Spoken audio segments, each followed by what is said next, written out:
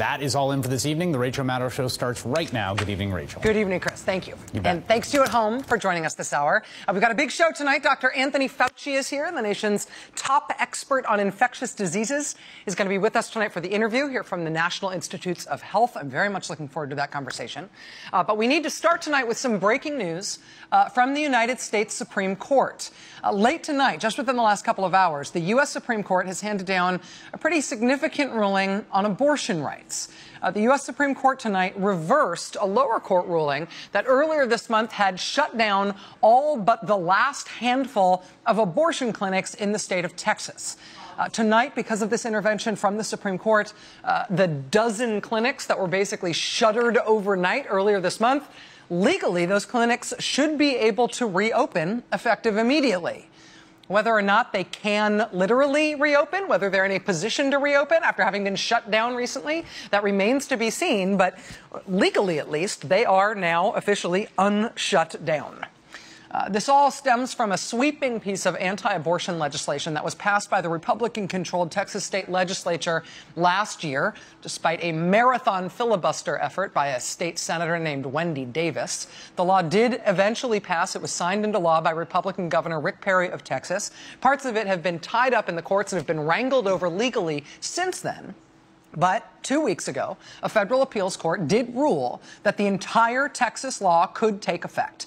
And when that appeals court made that ruling 2 weeks ago, that shut down nearly 80% of the clinics that provide abortions in Texas. Before this law took effect, there had been more than 40 clinics in Texas that provide abortions. After the appeals court let the full law go into effect 2 weeks ago, all but 8 clinics in the state shut down. From 40 clinics plus to 8. There are 5.4 million women of reproductive age in the state of Texas. In the year 2011, which is the last year for which we have data, it's thought that more than 70,000 women in Texas had an abortion that year. But again, the number of places they can do that because of these court rulings had gone from more than 40 down to 8. That ruling left no clinics open south or west of the city of San Antonio. There was not a single clinic in the entirety of the Rio Grande Valley. In response to that ruling from the appeals court, last week, the Center for Reproductive Rights filed an emergency petition with the Supreme Court, asking that the Supreme Court take immediate action to basically put this whole thing on hold, allow those clinics to reopen. At issue here is part of the abortion law that was passed in Texas, which forced abortion clinics to make multi-million-dollar renovations, basically, upgrades to their facilities. It was very obviously intended to shut those clinics down. That particular part of the law has been put on hold once again tonight by the Supreme Court. The Supreme Court also decided to give 2 clinics a reprieve from another part of the law that forced doctors to have admitting privileges at local hospital, in part because they are the only clinics in their respective vast and remote corners of the state of Texas. I should tell you that one of the clinics who got that specific reprieve from the Supreme Court tonight is the clinic that we visited a few months ago in McAllen, Texas. This is the clinic in the Rio Grande Valley. It had been the only remaining clinic that did abortions in that whole huge part of Texas before this Texas law shut them down. As of tonight, legally, they will be able to reopen. That clinic's owner, Amy Hagstrom Miller, is going to be joining us to tell us her reaction to this ruling in just a moment.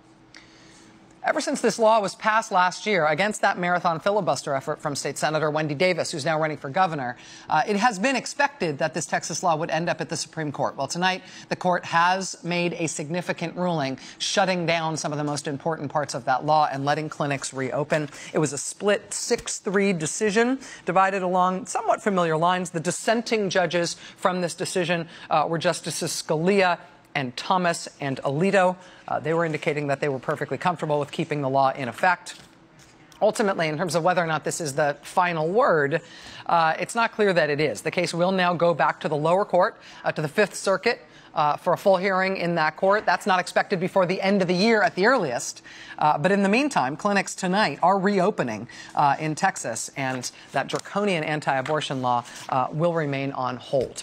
Joining us now on the phone is Amy Hagstrom Miller. She's the founder and CEO of Whole Women's Health, which owns 5 Texas clinics, including that one that we visited a few months ago in McAllen, McAllen in the Rio Grande Valley. 4 of her clinics were forced to close by that Texas law. Tonight's Supreme Court action may allow Amy Hagstrom Miller to reopen her facilities. Amy Hagstrom Miller, thanks very much for joining us tonight. I appreciate you being here.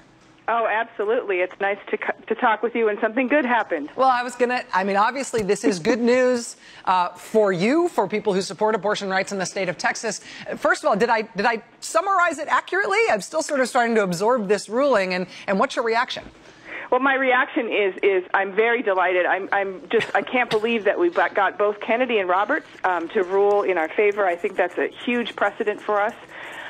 It's delightful to be able to say yes to the women who have been calling us in the Rio Grande Valley instead of having to turn them away as we've had to do for the last 2 weeks. And so we are already calling, trying to set up a physician to come down and be able to serve women in that community as soon as we can.